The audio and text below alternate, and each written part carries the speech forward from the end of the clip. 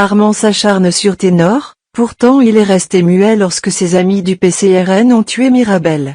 Abonnez-vous en activant la cloche de notification pour recevoir la primeur de nos futures publications. Un peu de pudeur quand même, jeune homme.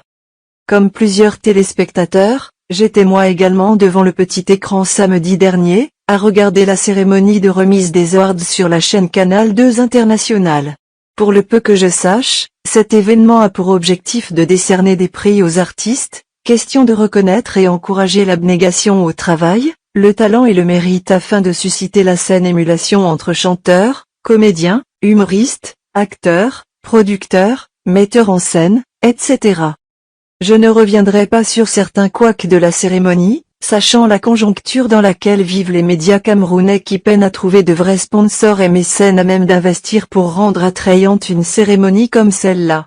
Toutefois, il serait intéressant tout de même à l'avenir de raccourcir ne serait-ce que la durée d'une telle cérémonie car plus de 6 heures de direct en télévision dans une salle exiguë, mal éclairée, à peine décorée, pleine à craquer, à la climatisation approximative et j'en oublie, c'est assez pénible à regarder. Passons.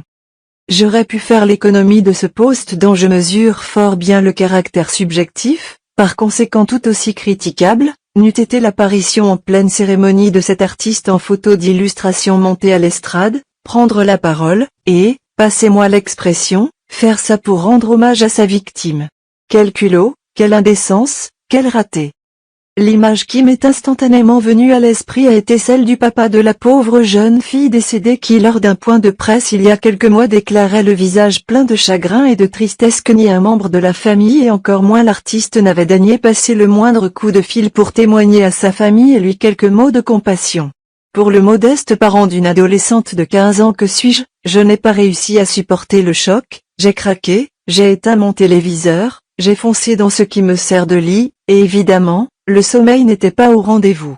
À mon réveil le lendemain, je me suis un peu consolé de lire la publication du docteur Richard Macon qui dans son style intellectuel s'offusquait de l'attitude de l'artiste qui s'était autorisé de se produire à l'estrade dans un voyeurisme inopportun. Je me suis alors permis de faire un commentaire sous son post qui m'a valu une avalanche de critiques qui résonnent encore dans mon tympan, entre certains qui me rappelaient que l'accident qui a coûté la vie à la jeune étudiante peut arriver à n'importe qui, et ce plus ingénieux qui me tensait alors d'être jaloux. À toutes celles et à tous ceux-là je réponds ceci, quand par sa faute, même de manière involontaire on a causé la mort d'un être humain, on ne s'exhibe pas, mais par respect, on se cache, on se tasse, on disparaît momentanément de la scène, on garde silence, on fait profil bas, on joue le mort. D'abord pour permettre à la mémoire de la personne décédée de reposer en paix, mais aussi pour accorder la possibilité à ses proches d'accuser le coup, de faire son deuil, de panser ses plaies, d'apprendre à vivre avec cette indicible, atroce et indélébile douleur. Et si jamais la nécessité de rendre hommage à la victime s'avère, on n'attend pas de le faire sur une estrade au moment de recevoir un prix, mais on va le faire auprès de la famille meurtrie, ou tout au moins dans une circonstance moins festive.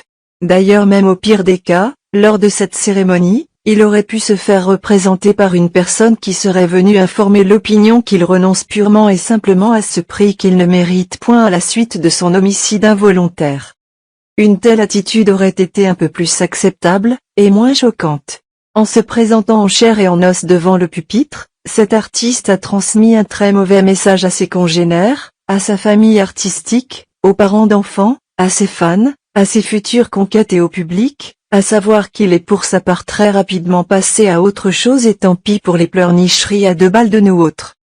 Cette seule apparition dans ces circonstances à la télévision pour recevoir un award a surtout violé et représente une insulte grave au code de la raison, de la morale, du bon sens, de l'humilité, et du respect dû à la vie humaine.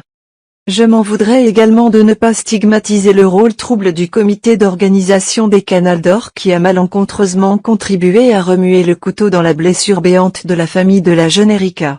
En supposant que les prix attribués le soient réellement via le vote des internautes et téléspectateurs, le jury aurait dû et devrait impérativement penser à instaurer des critères d'élimination à l'encontre des cas comme celui d'espèce. Au moins pour l'image et la décence afin que ça serve d'exemple.